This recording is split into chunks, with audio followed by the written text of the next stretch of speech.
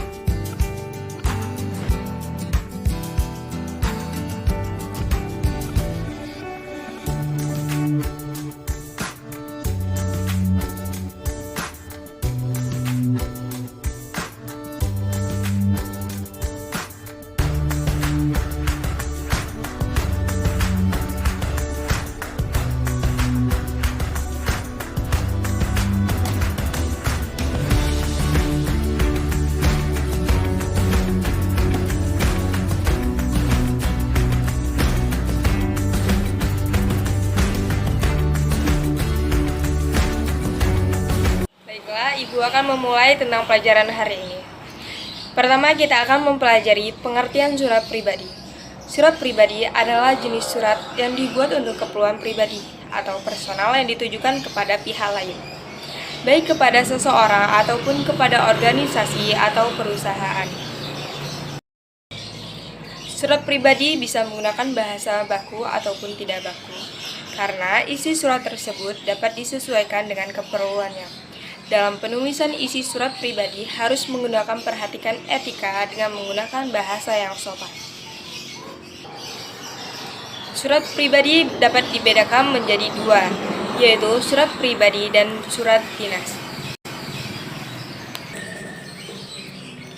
Surat pribadi yang sifatnya setengah resmi yaitu surat yang dibuat dan dikirim seseorang secara pribadi kepada penjabat atau suatu organisasi instansi. Surat pribadi jenis ini harus menggunakan bahasa baku dengan aturan-aturan tertentu.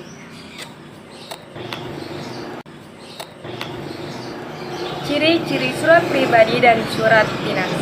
Pertama, surat pribadi. Surat pribadi memiliki ciri-ciri di antaranya: A. Menggunakan kata sapaan yang bersifat pribadi atau pilihan kata emotif, yaitu mengandung unsur perasaan dan pilihan kata ekspresif. B. Menggunakan bahasa yang tidak formal atau tidak resmi tetapi santun. Menggunakan ragam bahasa yang tergantung kepada siapa yang penerima surat. Menggunakan kata sapaan seseorang yang sedang berbicara.